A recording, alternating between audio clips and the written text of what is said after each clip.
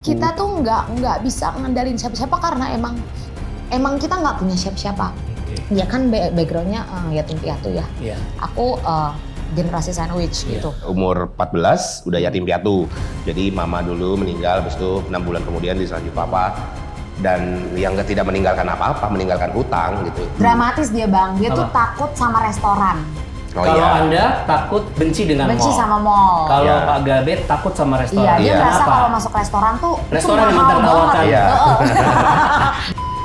Waktu kita baru nikah itu, papa tuh kan supir ekspedisi ya, Oke, Bang. Jadi dia antar kota segala macam gitu. Truknya kebalik gitu Kebalik. loh. Kebalik terus nabrak rumah orang. Aduh. Gitu. Dan itu kondisi kita baru banget nikah ya. Iya.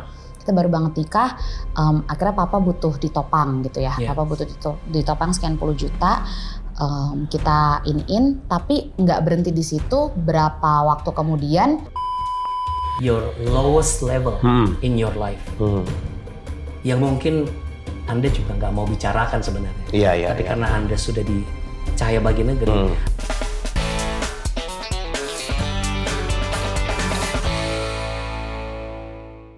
Selamat datang bersama saya Andy Othniel. Anda menyaksikan satu program yang akan memberikan inspirasi dan motivasi Anda. Semua hal kita bicarakan di sini. Dan yang luar biasa hari ini kita kedatangan narasumber, konten kreator bukan cuma seorang, tetapi dua orang. Yaitu Pak Sutri, Mak Bapak Gabe, betul ya? Apa pernah ada masa di mana Anda berdua itu bisa nggak beli? Ada. Iya. Kalau aku cerita dulu tuh, jadi kan kita backgroundnya guru kan Bang. Iya. Nah kalau as we know, guru itu adalah salah satu profesi yang enggak bisa kaya ya. Nah, cuma masalahnya kalau kita itu kemarin kita tuh kuliahnya program student loan, jadi gaji kita itu ada potongan. Jadi udah gaji terus masih ada potongan gitu ya. Nah, dan kebetulan aku pribadi nih aku generasi sandwich. Oke. Jadi dengan gaji yang segitu gitu ya, aku mesti transfer lagi ke rumah gitu. Iya. Terus kalau misalnya orang tua ada kebutuhan dadakan, Oke. mesti cover juga. Dan aku juga harus mulai mikirin, waktu itu kita udah mulai rencana nikah ya, rencana nikah gitu. Jadi kan berarti harus ada yang ditabung gitu. Jadi masa itu tuh,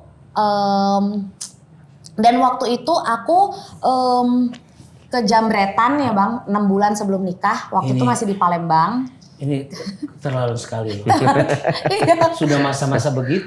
Sudah jatuh tertimpa. Iya. Kerjaannya juga belum sesuatu yang Iya. settle gitu. Tapi kan itu pilihan Anda berdua kan sebagai guru. Betul, Iya, betul. betul, apa? betul. Guru TK. Aku guru penjaskes. Kelihatan.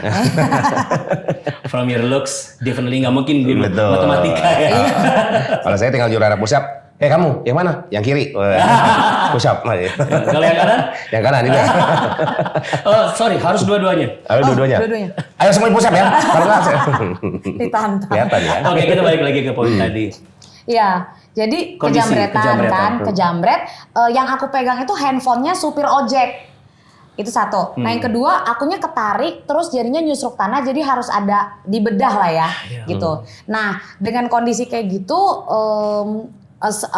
sekolah waktu itu handle dulu tuh biaya operasi dan lain-lain gitu ya. Cuma kan berarti kan ada potongan lagi. Jadi udah gaji yang segitu, Iya. kesana kesini sini gitu. Itu adalah masa-masa aku tuh benci sama mall Bang. Jadi kita tuh kerjanya tuh harus selalu jalan ngelewatin mall. Kan kita sengaja ambil kosan tuh biar deket sekolah, biar bisa jalan kaki, nggak ambil kos lagi gitu kan. Jadi harus lewatin mall. Tapi tuh benci banget harus ngelewatin mall karena kayak merasa tuh semua yang ada di mall itu tuh mentertawakan kemiskinanku. Gitu. Jadi kayak Kalau masuk nggak mall mampu tuh beli, cuma lewat doang, Iya, cuma benar-benar. ngeliat doang gitu. Numpang adem.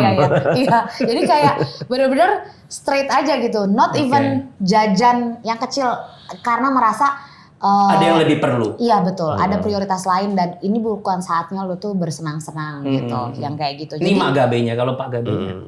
Kalau aku ngerasanya ya emang susah terus sih dari dulu. Jadi kayak udah terbiasa. Jadi ya kalau aku mungkin mikirnya nggak sedramatis dia. Tapi memang kayak ya memang hidup memang susah gitu. Umur 14 udah yatim piatu. Jadi mama dulu meninggal. Habis itu 6 bulan kemudian diselanjut papa. Dan yang tidak meninggalkan apa-apa, meninggalkan hutang gitu. Hutang, cicilan motornya sudah kita bayar lunas. Ternyata pokoknya agennya ngerjain lagi. Jadi motornya jadi nggak jadi punya kita. Pokoknya my whole life itu ya nggak pernah punya rumah, nggak pernah punya kendaraan, mobil motor gitu, dan sekolah selalu yang dibantu sama pemerintah gitu di sekolah negeri kan. Ya udah ya kayak hidup jadi udah kayak irit, nahan diri, tahu diri, itu sudah jadi bagian sehari-hari. Jadi nggak ngerasa dramatis kayak dia mungkin mikirnya gitu. Jadi Berlangsung berapa tahun? Dramatis dia Bang, dia tuh Apa? takut sama restoran. oh Kalau iya. Anda takut benci dengan Benci mall. sama mall. Kalau Iya. Pak Gabe takut sama Iya, restoran. dia Iya. merasa Kenapa? kalau masuk restoran tuh Restoran itu yang mahal tertawakan. banget. Iya. Bebek-bebek pada nongol. Wow gitu. Iya. Iya, rasanya gitu. Makanya dulu memang waktu awal pertama pacaran kan kita sudah making money kan. Aku sudah kerja, dia sudah kerja. Tapi ada masanya waktu dia pertama kali ngajakin makan pizza, gitu. Itu kan ada yang paket di Light Paket berdua hemat, gitu kan, paket paket hemat. hemat seorang 24.000. Tapi dalam hatiku kayak 24.000, jadi kan berdua kan 48.000 kayak itu udah paket yang paling murah lah, yang dapat pizza aja kecil-kecil itu. Aku kayak ngapain kita makan begini harga segini, padahal kalau kita ke warteg nih 8.000 udah kenyang, udah pakai es teh gitu. Masa itu sekarang kayaknya nggak cukup ya. Iya, warteg. sekarang nggak cukup. Dulu dari nasi ayam sama Iya, sayur itu iya, kan. iya. Lalu gue kayak ngapain makan-makan gini, sampai bener-bener yang jadi bahan diskusi kita gitu. Tapi itu dia bilang kayak ya nggak apa-apa lah self reward sekali-sekali. Kalau buat aku nggak masuk gitu. Itu Enggak. ya. Padahal aku udah ada gaji, tapi kok kayak 24.000 sekali makan tuh irresponsible gitu loh, nggak bertanggung jawab. Anda berdua nih unik loh, menceritakan masa-masa yang susah tapi dengan senyuman. Kok bisa sih? Iya.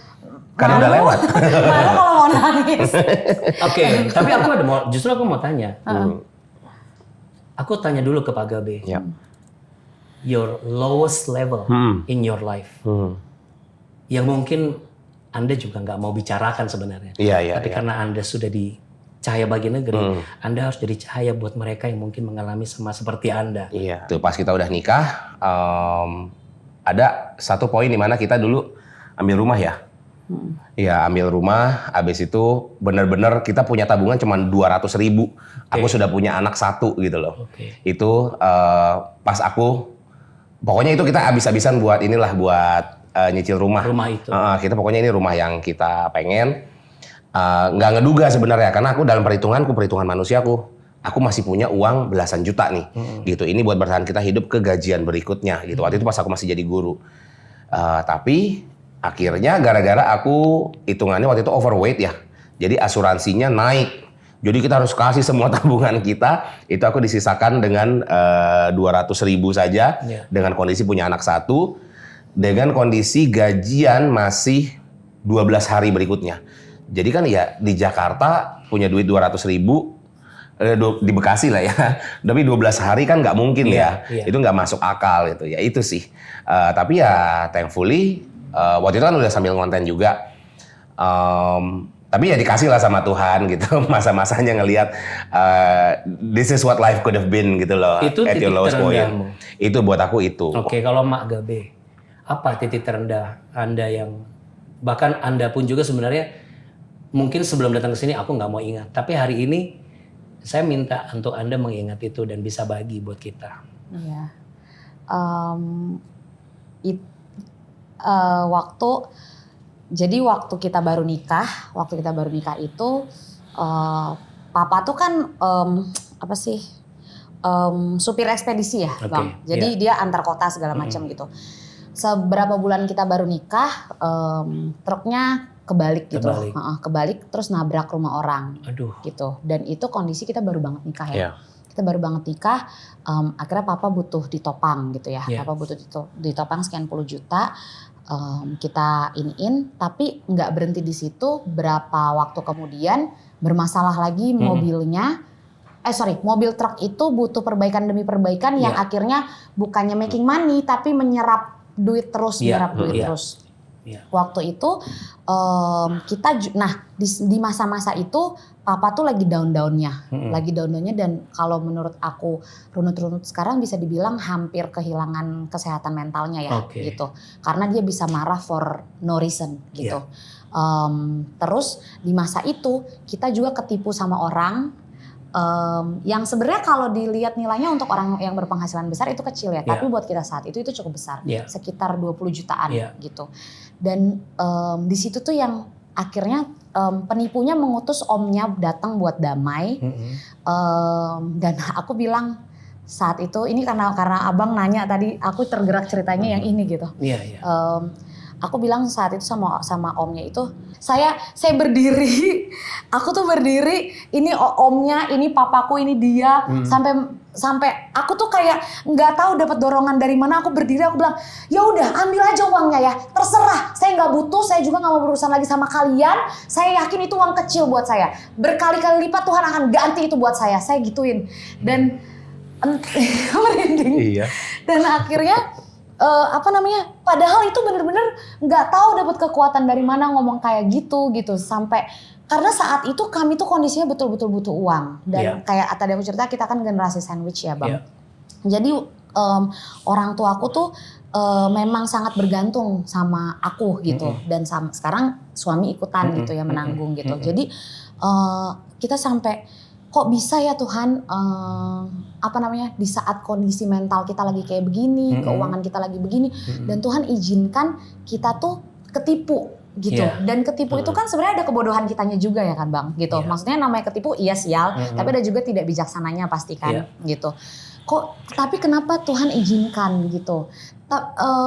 Di situ tuh ada masanya kayak ini tuh mau sampai kapan ya begini terus gitu. Kayak runutan hidup tuh kok kayaknya ada aja sialnya, ada aja jeleknya, ada aja ininya. Padahal kita tuh bukan orang yang murtad atau orang yang berdosa gimana. Tidak melakukan sesuatu yang merugikan orang lain. Tapi justru kok kayaknya selalu dirugikan, selalu jadi kayak tumbal buat orang. Anda sering bantu orang tapi orang sering bantai Anda gitu. Benar istilahnya gitu. Benar Bang. Sampai kapan pembantaian itu terjadi kayak gitu? Itu Anda sudah menikah berdua? Udah nikah. Berarti titik terendah Anda tuh sempat dialami berapa tahun?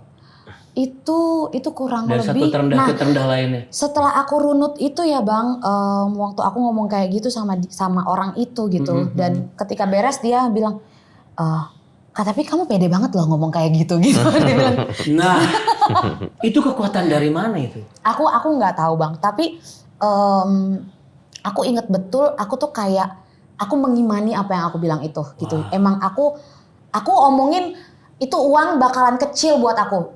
Puji Tuhan ya Bang ya, puji Tuhan. Maksudnya Tuhan menjadikan itu semua nyata gitu. Tuhan akan ganti berlipat-lipat. Uang segitu nggak akan ada gunanya buat saya. Maksudnya nggak ada arti besar. Padahal saat itu uang itu berarti banget gitu loh. Iya, karena itu besar banget kan. Iya.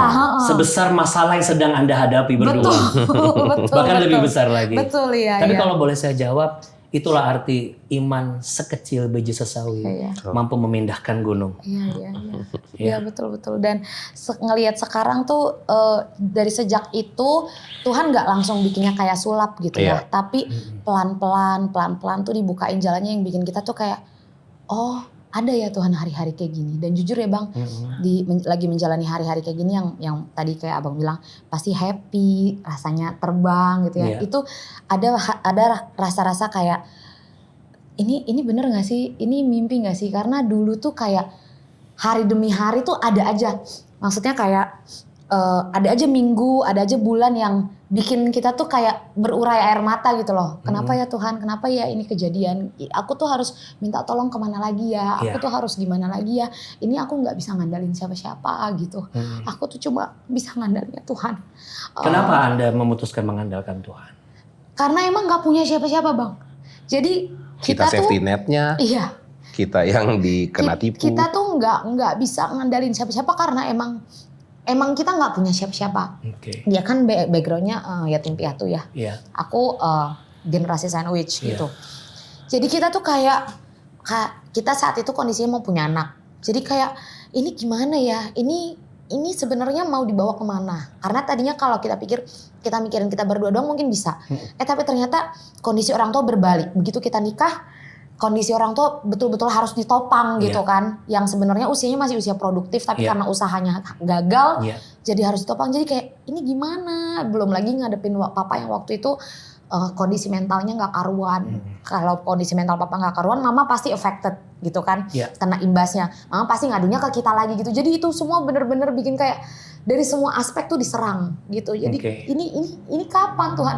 Aku tahu solusinya cuma uang saat ini. Tapi uangnya aku dapat dari mana Tuhan? Aku aku profesinya cuma guru. Guru mau korupsi kemana sih gitu kan ibaratnya gitu kalau kita mikir secara manusia.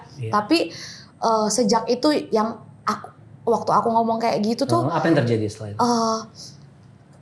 kita kan ngerjain banyak ya Bang. Iya. Maksudnya kita dari dulu kita belajar untuk nggak cuma punya satu job doang. Kita Iya, pasti iya. punya side job. Oke. Side jobnya Tuhan bukain. Terus abis itu aku tuh dapat side job lesan. Tadinya aku nggak bisa ngelesin, Iya. tapi aku dapat side job lesan. Terus dia juga dapat side job lesan yang cukup lumayan gitu ya angkanya. Terus abis itu aku cobain bisnis online, bisnisnya lumayan. Cuma karena pandemi tutup buku, masuklah konten ini Bang. Berarti kejadian titik terendah itu yang bertubi-tubi dari sejak single sampai bertemu dan akhirnya menikah itu mulai dari sebelum COVID. Iya. Oh iya. Iya. Sebelum COVID sampai akhirnya di COVID. Iya. Yes. Dan Nah, justru di COVID Tuhan bukakan lu bisa jadi pemenang. Banyak orang kalah di COVID tapi lu jadi pemenang. ada ayat yang mungkin menguatkan Anda berdua yang menginspirasi saat itu barangkali kalau ingat. Kalau ayat persisnya sih enggak ya Bang. Cuma yang aku selalu jadi pegangan aku itu lu setia dalam perkara kecil maka perkara besar akan ditambahkan kepadamu gitu. Jadi dari dulu kita apapun yang kita kerjain kita berusaha untuk bisa jadi the bestnya gitu. Jadi guru les, kita kan sebelum jadi guru kita ada ngajar les. Iya. Jadi guru les gimana kita kasih yang terbaik. Iya. Dia juga sempat ya beberapa kali ngelesin yang berkebutuhan khusus segala macam gitu. Jadi emang bener-bener semuanya kita kerjain, kita coba kasih yang terbaik gitu.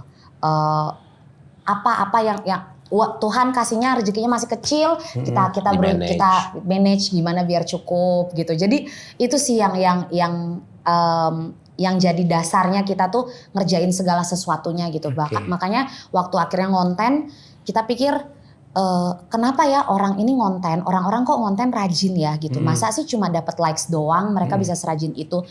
Kita waktu itu belum dapat apa-apa dan nggak tahu dari mana sih uangnya gitu. Tapi kita kerjain, oh akhirnya ada brand yang datang. Jadi kita baru tahu oh ternyata uangnya dari brand gitu. Awalnya juga 150.000, 200.000 dari produk gitu.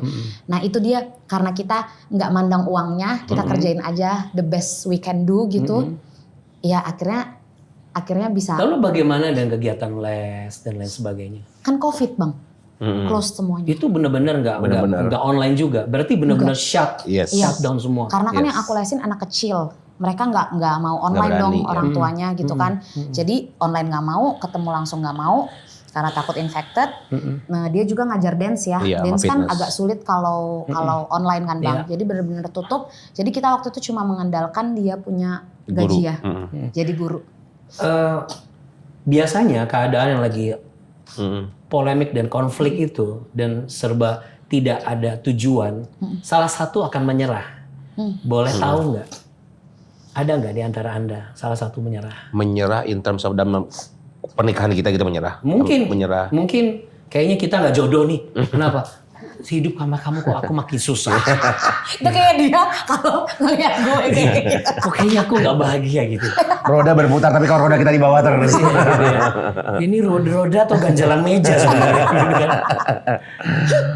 Ada nggak masa-masa itu? Enggak sih. Justru thankfully kita tuh malah berpikir ya yang kita punya ya satu sama lain gitu. Karena ya maksudnya memang gimana ya? Ini bicaranya karena setelah status Anda sekarang atau memang dari dulu sudah seperti itu? Enggak. Memang kita kebetulan yang semua apa juga diomongin gitu, semua apa juga dikomunikasikan. Jadinya memang waktu proses itu cuman kayak susah ya hidup, iya susah. Udah bengong bareng-bareng gitu, berdoa nangis-nangis bareng gitu-gitu. Tapi kita nggak ada yang kepikiran kayak karena ekonomi susah ya kan memang susah. Memang kita kan, lu tahu kondisi gue, kerjaan gue ya begini, ya kita selama dikasih Tuhan, waktu dia kan COVID kebetulan kita istilahnya ngonten ya, dan dikasih Tuhan jalannya, ini perkara besar nih gitu. Coba lu karena lu setia dalam perkara kecil, lu bisa nggak jadi pemenang dalam perkara besar, dan puji Tuhan rasanya sih iya gitu sekarang gitu. Tapi waktu kita ada waktu masa-masa di mana kita hanya harus dikasih kesempatan untuk bertahan, kan walaupun itu kan ya kalau nggak bertahan ya gila kan jadinya kan. Iya. Dan tapi kalau pilihan menyerah tuh nggak pernah ada. Tapi yang penting bertahan. Walaupun ada pilihan gila.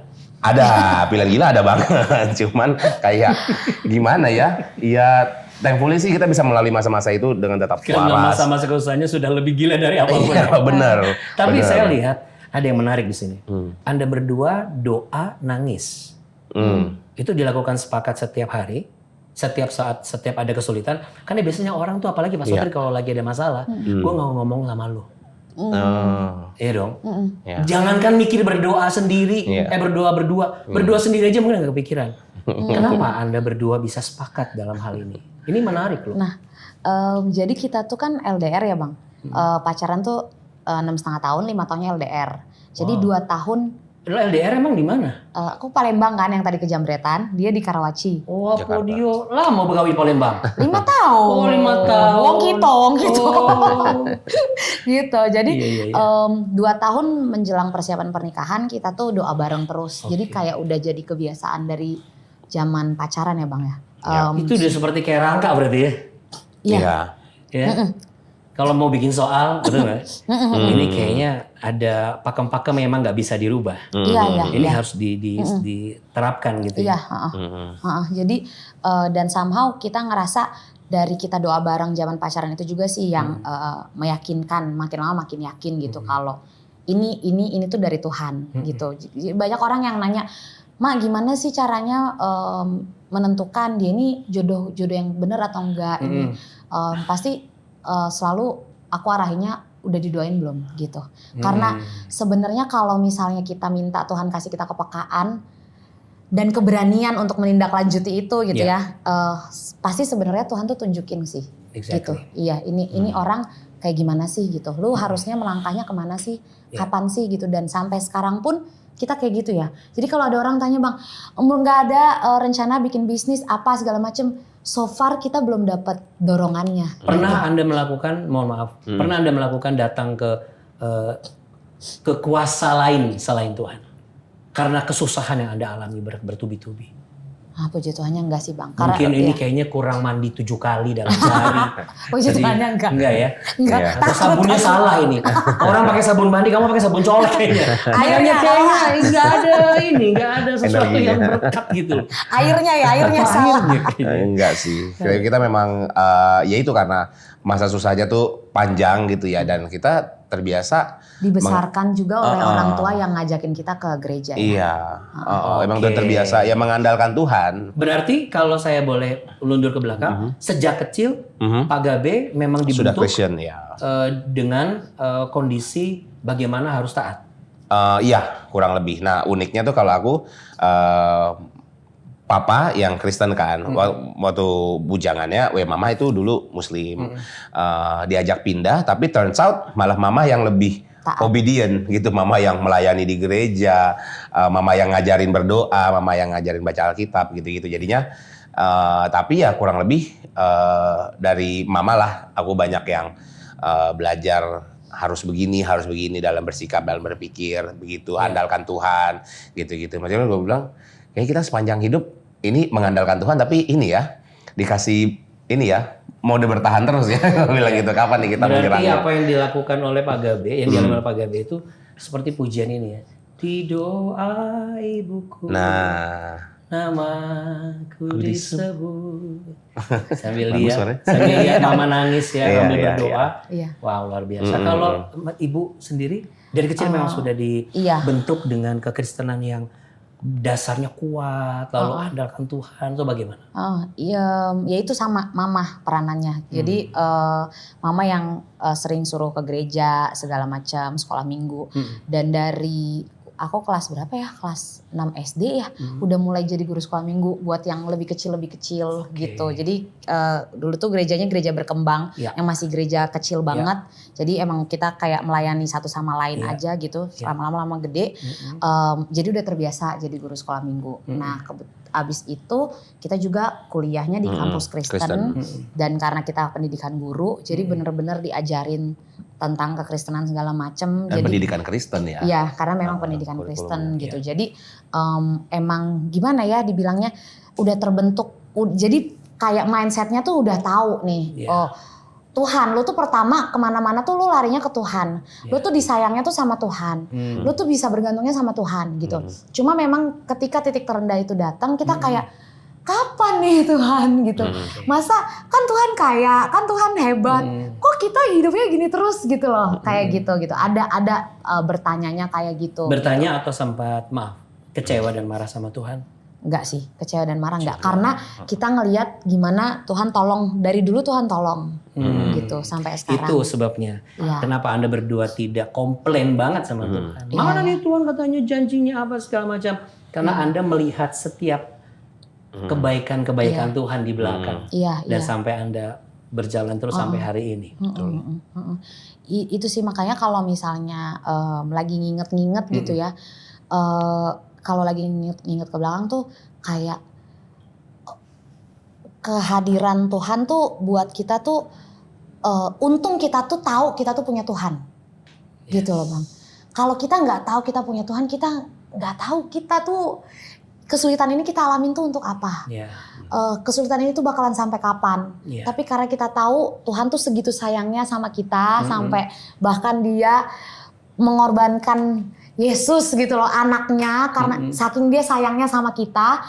Itu jadi kayak jawaban. Jadi ketika kita mengalami kesulitan demi kesulitan tuh kayak nggak apa-apa lagi, nanti juga akan ada ujungnya. Nggak apa-apa lagi. Yesus aja menderita gitu, apalagi lu gitu loh. Christ is the answer. Iya. Jadi kayak justru makanya justru aku nggak kebayang kalau orang yang nggak punya Tuhan tuh atau nggak percaya Tuhan tuh gimana hidupnya. Pasti dia ada banyak yang nggak bisa kejawab pertanyaan yang ada di otak dia gitu. Tapi karena kita punya Tuhan, kita kenal Tuhan, kita tahu Yesus gitu ya. Kita jadi kayak pertanyaan jawaban gitu. Jadi ya. Dan Anda berdua tuh saya lihat ya, itu punya pengalaman parenting yang luar biasa loh. Karena orang tua Anda, siapapun itu figurnya entah mama atau bapak, tapi sudah bisa menanamkan nilai-nilai yaitu bagaimana percaya kepada Tuhan Yesus, andalkan Tuhan Yesus. Tuhan sebagai first and main priority dalam kehidupan ini. Saya mau mengajak Anda semua untuk kita merenungkan sejenak bahwa bagaimana Mak dan Bapak Gabe ini bisa melewati masa sulit karena ada kekuatan doa di sana. Pribadi maupun secara suami istri, kesepakatan sehatian. Dan saat ini ada kesempatan untuk Anda. Bagaimana sih membangun mesbah doa pribadi? Bagaimana untuk memulai doa? Atau Anda ingin didoakan karena Anda juga sedang mengalami pergumulan yang berat? Ada jalan keluar ketika Anda menghubungi Sahabat 24. Karena kami percaya ketika kita sama-sama berdoa, Anda didoakan, maka kuasa Tuhan akan Anda rasakan. Pertolongan Tuhan juga akan Anda alami. Jadi hubungi Sahabat 24. Oke, Bapak Magabe, kita lanjut lagi obrolannya. Jadi kalau ngelihat anak, anak kecil doang, Mengerti namanya apa? juga anak kecil. Anak kecil nggak ngerti apa, itu salah. Dan itu kerugian besar sebagai orang tua. Kenapa? Karena sebetulnya itu adalah masa-masa dia bisa menyerap banyak hal. Mah, ini si Gabi makanannya nggak habis, gimana? Buang aja, Pak. Oh, buang. Oke. Jangan Pak, cuman gitu aja. Nggak beda habisin makannya. Aduh, orang tua durhaka. Pernah nggak Anda diprotes? Wah, Ana masih usia kecil kok udah dipekerjakan gitu ada. Oh, banyak. Oh ada. Oh tapi kan orang nggak ngerti konteks hidup kita. Jadi orang kan tidak tinggal sama kita. Anak dimasukin konten berarti anaknya dieksploitasi. Anaknya dipaksa kerja. Tapi lihat dong. Kalau lagi marah, terus lu ngomong, lu buka aja mulut lu, Iya. pasti lu bikin sakit hati pasangan lo. Jadi Iya. bagaimana bagusnya kalau Jadi lagi kita marah? diem. Parenting yang orang tua kita lakukan di zaman dulu itu tidak menentukan tipe orang tua seperti apa kita, gitu. Jadi kamu dan anakmu itu adalah episode berbeda.